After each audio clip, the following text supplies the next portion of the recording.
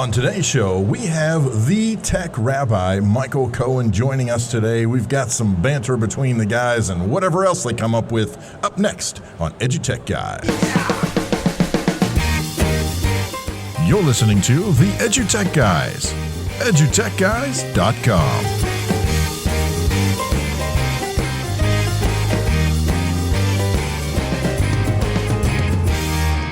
Hello and welcome to EduTechGuys Radio. I'm David Henderson. Hey, I'm Jeff Madlock. Yeah, welcome to the show. Thank you guys so much for tuning in, turning on, downloading, listening in. We appreciate it so much. You know, you can listen in to anything you want to, but you can go out to the web and you can find us out there by just typing in EduTechGuys.com. We're out there lurking on the interwebs. On the line. On the line. So make sure you visit us on any of the social media. We're there. Drop us a DM if you want to know more or ask us a question or just tell us you guys should not do this. Yeah, that's right. We won't take that under we'll take that under consideration. However, we're going to keep on doing it. So this shows we're actually coming to you live. Recorded. Well, recorded live. But we're live sitting at our booth at the Arkansas Department of Education's Summit 2019 in Hot Springs, Arkansas. Yeah, we're at the Hot Springs Convention Center here. Just I don't know if this is technically downtown, just outside of downtown. No, we're right downtown. Okay, we're right downtown. This is downtown. Downtown. Everybody's coming to see the tech guys at downtown. Sorry. That phrasing didn't work at all. But it's been a great time, and it's interesting. We're at a conference, and we had a chance to talk to the tech rabbi, to Michael Cohen. So he actually is going to zoom in with us, and so we'll zoom in later, and we'll put him on the show. And we don't want to take too much of his time. He's a real busy cat. And he is.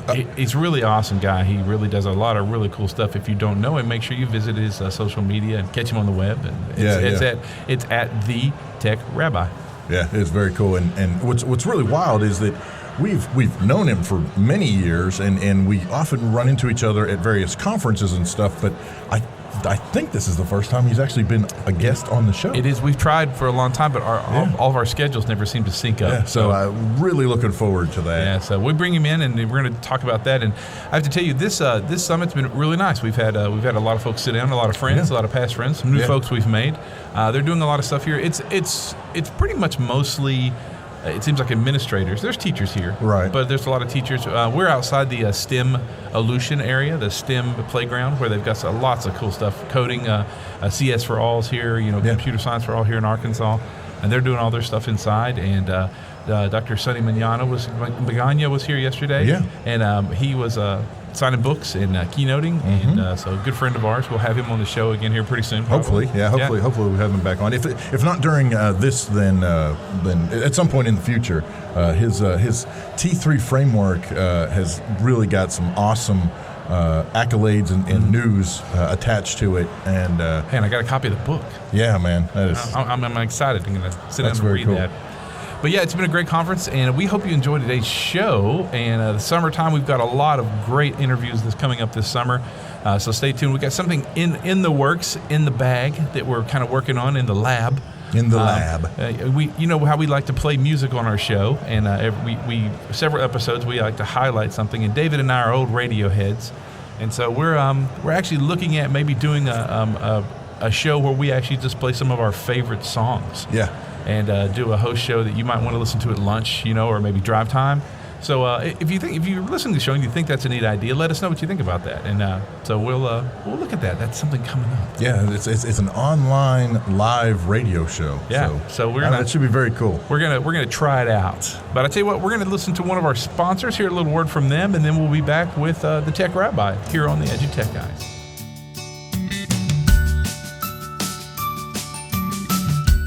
I've been in education for over 25 years, and I've seen the challenges some students have to face every day. Whether it's going to school hungry or not being able to see a doctor when they're sick, these challenges make it hard for kids to focus on learning. Thankfully, Concordia University in Portland is leading the way with their 3 to PhD program that helps to combat students' fears, freeing them to pursue their highest dreams. They're revolutionizing education by creating a holistic model that provides groceries, healthcare, and even clothing to students right there on campus, helping them thrive and helping our communities strengthen and grow. Concordia's College of Education, it offers online and on-campus programs where students have the opportunity to learn about a more compassionate approach to education, and to see how nurturing the whole student can lead to amazing things. Yeah, so to learn more about how you can help students conquer their monsters and achieve their highest dreams, visit cu-portland.edu/let's conquer. Hashtag nurture, educate, grow. Hey, welcome back to the EduTech Guys. We're really excited to have one of our good friends. We've never had him on the show. I realize that. And then we finally have him on the show. We always have a lot of great hallway conferences and the one-on-ones, and we keep up on social media like crazy.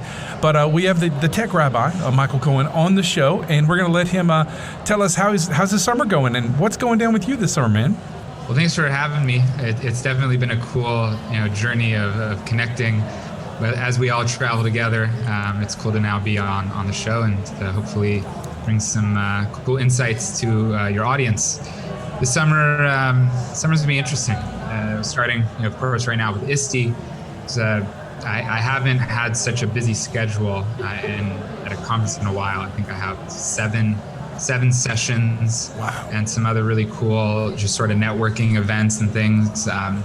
Tech and Learning will be honoring me as one of their 2019 EdTech innovators or influencers, one of those cool I words. Yeah. So that's really cool, Monday night. And then I'm actually gonna be going on vacation with my wife for a couple weeks, which is long overdue. Yeah. And then back to the grind, July, August, I'm traveling to do some work with Microsoft. I'm traveling to South Carolina to speak with legislators and policymakers for the state in the education space around 21st century learning.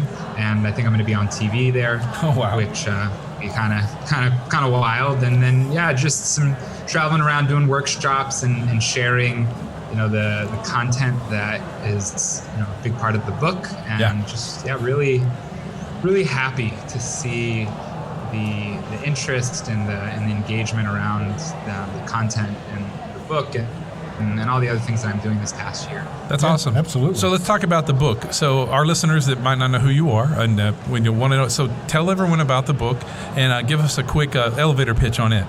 Yeah. So the book is a reflection of my past 10 years in education, a number of years before that working in the design and marketing space, and looking at the approach of problem solving that I guess I took for granted and didn't really think was something that unique, but it turns out that it is. And I curated together 10 different principles of what makes a creative problem solver and how you can build this in your own work as an educator, and how you can teach students that as well.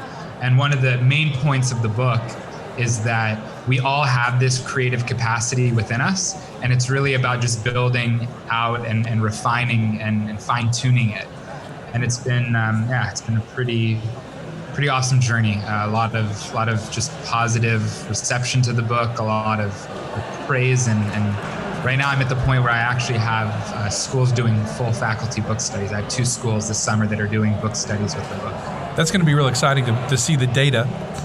We use that word loosely, but to see when they do this study and they start taking your book, taking your ideas and your dream, your vision, and making it happen. And so this time next year when we can have a talk to see what these schools have done with it and what it's done for students, what it's done for teachers. That's going to be really awesome. Yeah, I'm excited for it. That's really cool. So, though, tell us about. You're heading to ISTE. You got some sessions going on.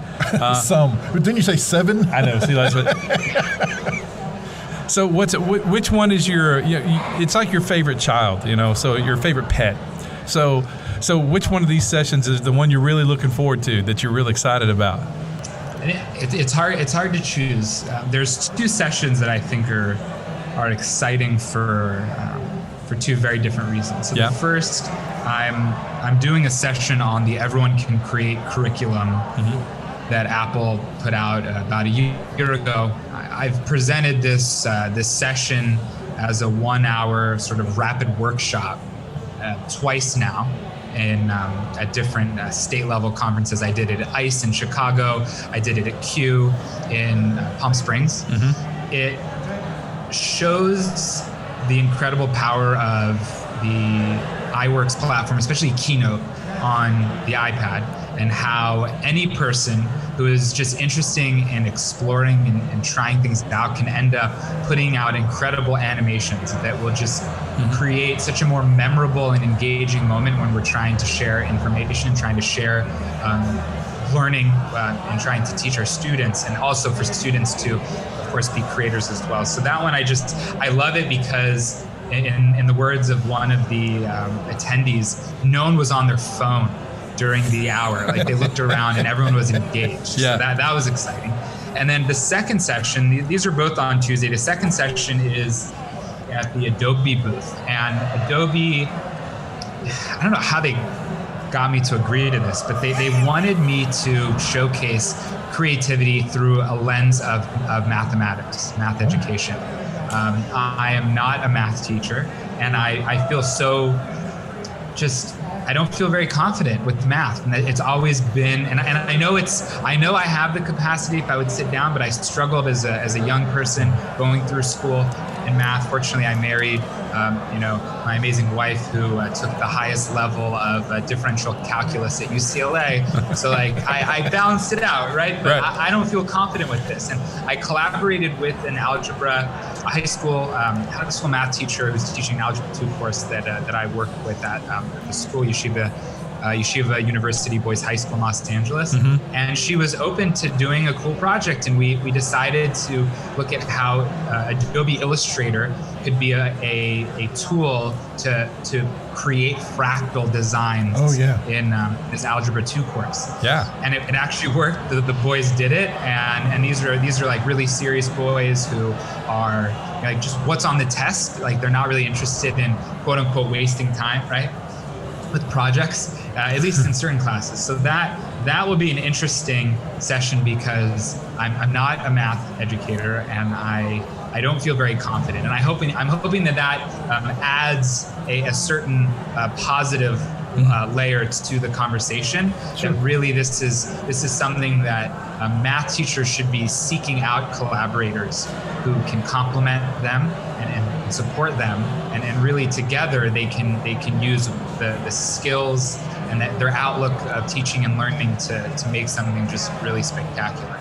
Well, and I think it's really cool that you're not comfortable and you're not confident, because that's going to show, at least hopefully, that's going to show that you don't have to be a math whiz in order to make this work. Yeah. Right. You can, like you said, collaborate with someone, but even if you have, just enough of the understanding to understand what it takes to plug in those formulas, use that math in order to create those designs, even if you're not comfortable with it. I think it's going to add some serious authenticity to this presentation. I think that, to me, that sounds very exciting.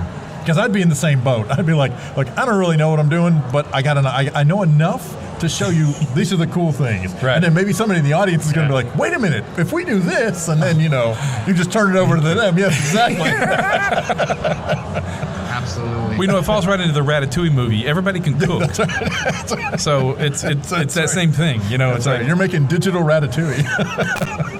So okay, so you got a vacation coming up, and then the fall hits, and you're back so you spend most of your time at the boys' school, at the school, don't you?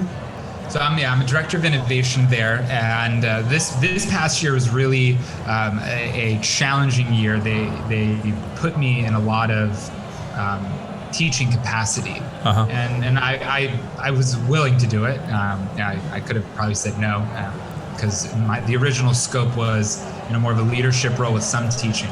I haven't taught that much in probably, I would say, 6 years, so that was really intense. This year, we've successfully grown out the program where I'll be teaching less, and it'll allow me to really work on the curriculum scope of the entrepreneurship program that I just didn't have the capacity between the tech rabbi work that I do, traveling, and making sure that the students are given a high quality learning experience. Right. I'm excited to see what this year looks like. I'm right now, I put a tweet out looking for a curriculum designer yesterday evening, and I already have like 45 responses. This is much better than posting on a job board, that's for sure. By far. It was pretty cool to see, but I'm working on a curriculum right now that does not properly or it solves the problem of that's not properly being addressed in the entrepreneurship education space, which is a lot of the people that are doing it are either and I don't want this to come out wrong, but I'm going to say it anyway. Great educators that are not entrepreneurs, and entrepreneurs that are not educators. Yes. And so they're missing key components in how curriculums are being, how the curriculum is designed to then allow for certain metrics to be focused on. So sometimes when we think of curriculum, it's like, well, what's the content knowledge? What's the demonstration of knowledge? And they ignore soft skills for the most part. You know, that's the big criticism with Common Core standards is even when they try to incorporate the soft skill, it's so rigidly put together that it doesn't actually allow for any variance of expression. So there's the soft skill component, and then there's also like, what does it look like to have a final product in this quote unquote entrepreneurship space? So a lot of the times it's like maker space, like they made something, or it's, they must, start a business. And both of these are not practical for a number of reasons for long-term success. Right. So I'm really hoping I'm going to be partnering with a company. I hope to actually create a platform for this. And I'm excited to share it out early on, just because if somebody else wants to do it instead of me, like I'll work for them instead. Yeah. So hopefully this spreads, because I'm about to embark on, working, an extra 30 hours a week type experience. And so if somebody else wants to do the hard work, I'm glad to share out whatever I'm doing and be super transparent about it. But I'm in all seriousness, I'm really excited, because I think that we're at a point in education right now where there's so much resource knowledge that students can access, and the technology is so simple and accessible as well, that it really is about this problem-solving capacity. And not that everybody needs to be their own, CEO and their own business owner, but they need to develop these qualities so that they can not just do the status quo of like, okay, I'm gonna get a job working in this role, and this is my role. And how can you be creative? Obviously, be careful and intentional. A lot of the times, especially in education, we come up with good ideas, then we own it. So be careful what you say. But it's an important capacity building for young people. And I'm hoping that I'll be able to somehow evolve this into an incubator accelerator where I can hopefully fund ventures by high school students in a significant way, not just in a way that I'm seeing it happen right now, but that really not just money, like money is really great, but the power of the incubator accelerators is the network, right? When you look at Y Combinator up in Silicon Valley, the reason why they have the largest concentration of unicorns exiting their incubator, like Uber, Airbnb, DoorDash, right? Like all these major companies, is not just that they gave them the seed funding, it's that they gave them a network of mentorship. And that's going to be a big piece of this. How can we connect young people in a safe and effective way to industry professionals that are willing to give up their time and give up their knowledge and help our students become much more valuable to the future workplace. Yeah, absolutely. I think that's a really cool part about the incubator, because that's, to me, the opportunity we're giving these students as young entrepreneurs is the ability to dev out your project, dev out your piece, whether it's an actual physical piece or just a service or anything like that, and then give them the opportunity to dev it out, but then be able to find the people to ask the right questions to when you hit that wall, right? And how to ask the questions. I think that's the biggest thing I've noticed with my own daughters is they hit a problem, and then their hardest part is finding out the best way to ask that question. How do I overcome this hurdle? And we all know that incubators and venture centers. In fact, you ever come to Arkansas, we'll take you to Little Rock to the Venture Center, which is awesome. That's where the company Apogee started there at a desk, with Justin, and he built it out, and now they're hiring 100 kids. So. That's amazing, but it's one of those things. I hope that really takes off for you. That's and if there's anything we can ever do, holler at us. We'll scream it from the mountaintop. So, that's the way we do things. Absolutely. So, okay, so before we go, I know you're a busy person, and so what's the best way? Because it's funny, we meet a lot of people who go, oh, you know the Tech Rabbi? Yeah, we know the Tech Rabbi. So, but there's a lot of folks that don't know who you are. So if our listeners, those folks that are listening to us, want to get in touch with you, what's the best way to find you and follow you? So I'm pretty active on most social platforms. So I'm putting out content, Instagram, YouTube, Facebook. All of it is domain.com/the Tech Rabbi. But the place that I found the deepest and most meaningful connections and conversations is definitely Twitter. So if you're looking, if your listeners are looking to connect and ask a question or even share a resource, one of the cool things in the tweet that I put out was a number of people actually sharing some really great resources. I'm not looking to reinvent the wheel, and I'm absolutely excited to be shown like, well, hey, this already exists in this way or that. Did you consider partnering with educators and collaborating with them? So Twitter's definitely the space. The Tech Rabbi. There is a Tech Rabbi handle. I have not yet decided if I want to spend the thousands of dollars to buy him out. Right. So just make sure you get the THE at the beginning, and we'll be good to connect. Awesome, man. Hey, we definitely want to talk to you again when we have some more time. And once you need a vacation like we do. That's what we're actually doing too. We're not going to ISTE this year, so we're taking some time just to to write and get caught up and get level again. Sometimes we're on the road so much you just you lose some of yourself. So, hey, it was really great to talk to you finally and have you on the show. Yeah. And we'll put it out on the interwebs, on the net, and the line. And we'll talk to you soon. Would that be cool? Yeah, absolutely. Thanks so much for having me. Looking forward to talking more.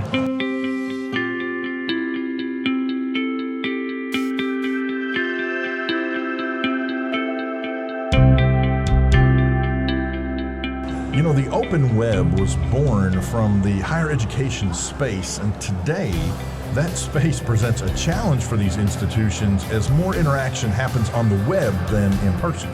It's true. And EDU teams, web teams, and technology educators, they find themselves balancing so many numerous priorities. It's often hard to get this stuff done, get this stuff online.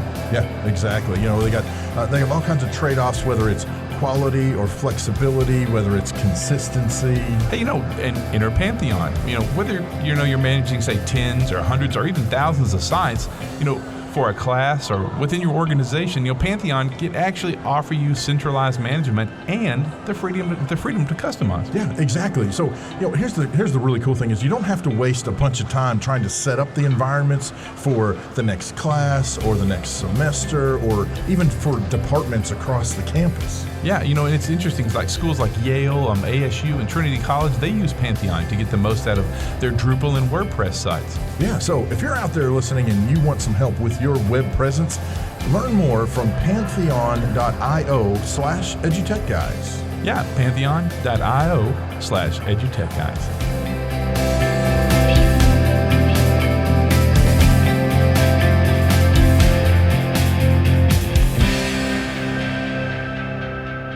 Hey, thank you so much to Michael Cohen, the Tech Rabbi, for taking time out of his very busy schedule to visit with us and chat with us here on the EduTechGuys. If you would like to be a guest, or if you've got someone that you think would be an awesome guest and you'd like to recommend them, reach out to us. Hit us up on Twitter. You can direct message us at EduTechGuys, or it's even easier to just jump out to edutechguys.com. At the bottom of that front page, fill out the form with all the details that you can muster. And we'd love to have the folks, that's right, be our guest. We do not own the rights to do that song from Disney. Or any song. Yeah, you can also go out to the web and just type in beourguest.edutechguys.com, and that'll take you to our our scheduling site where you can schedule any interviews you'd like to. Yeah, jump on. We'd love to hear your classroom, your school, your campus, what you're doing out there, any new projects you have going on. Yeah, exactly. So, and also keep up with us on the social media and on the web. You'll see our fall schedule. Lots of stuff coming down. We got a lot of interviews this summer. We think you'll really enjoy. Yeah. We're rather active on the social media, so just follow at EduTechGuys, and you can keep up with everything that's happening in our world. Yeah. Hey, we want to give a special thank you to Anthony Owen and the State of Arkansas Computer Science Program for bringing us out here to the ADE Education Summit in Hot Springs. Yeah, we really like being here because folks can come up and make a lot of noise when they notice that we're talking in the microphone, so it's really cool. Hey, listen, it's been a great show. I hope you have a wonderful summer. I'm Jeff Madlock. I'm David Henderson. We'll catch you next time. You've been listening to the EduTech Guys, edutechguys.com.